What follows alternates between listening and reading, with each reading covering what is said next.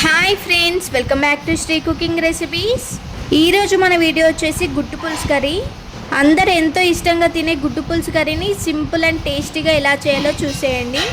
ముందుగా నేను ఒక 8 ఎగ్స్ని తీసుకొని బాయిల్ చేసుకుంటున్నానండి. ఇప్పుడు స్టవ్ పై ఒక పాన్ పెట్టుకొని 4 పావుల ఆయిల్ వేసుకోవాలి.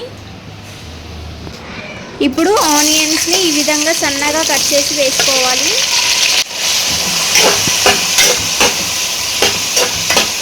ఇప్పుడు ఆనియన్స్ తొందరగా ఉడకడానికి 1/2 టీ స్పూన్ సాల్ట్ వేసుకుంటున్నానండి.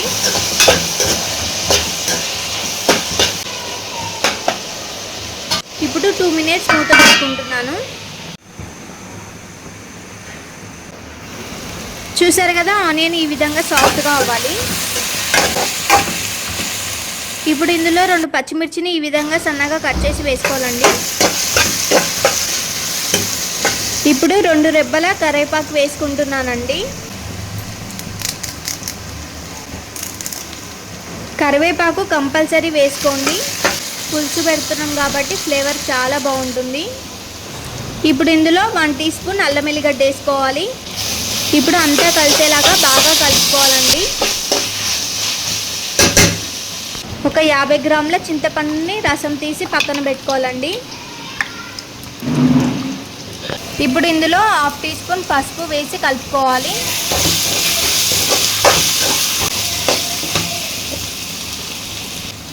ఇప్పుడు 2 టీ స్పూన్ కారం,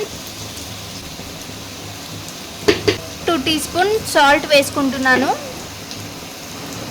ఇప్పుడు మొత్తం ఒకసారి బాగా కలుపుకోవాలి. ఇప్పుడు కొంచెం ఉప్పు కారంలో ఉడికాక మనం పక్కకు తీసి పెట్టుకున్న చింతపండు రసం వేసుకోవాలండి.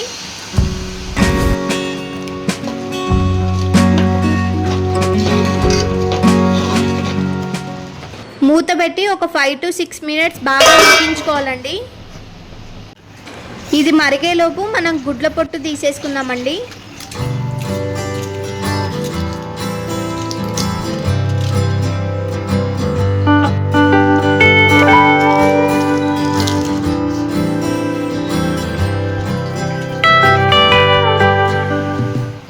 చూసారా, ఈ విధంగా మరగాలండి. ఇప్పుడు గుడ్లకి ఈ విధంగా నైఫ్తో ఘాట్లు పెట్టి వేసుకోవాలండి.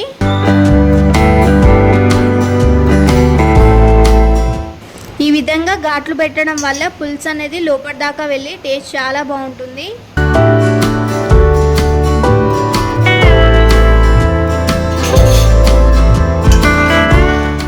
ఇప్పుడు ఒక 3-4 మినిట్స్ మూత పెట్టేసుకోవాలి. చూసారా, పులుసు అంతా చిక్కబడింది. ఇప్పుడు ఇందులో 1 టీ స్పూన్ ధనియాల పొడి, 1 టీ స్పూన్ జీలకర్ర పొడి, 1/2 టీ స్పూన్ మిరియాల పొడి వేసుకోవాలి.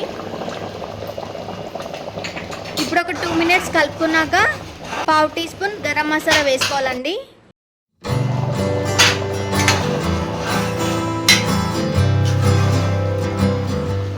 ఇప్పుడు ఒక 1 మినిట్ మూత పెట్టి స్టవ్ ఆఫ్ చేసుకోవాలండి.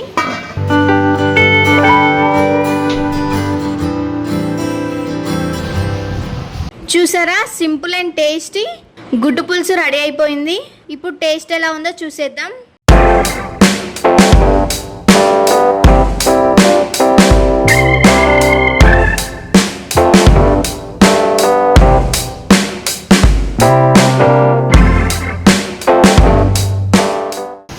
అబ్బా, సూపర్ అండి.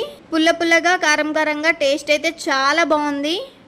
సేమ్ ప్రాసెస్లో మీరు కూడా ఒకసారి ట్రై చేసి చూడండి, పర్ఫెక్ట్గా కుదురుతుంది. Please do like, share and subscribe to Sri cooking recipes.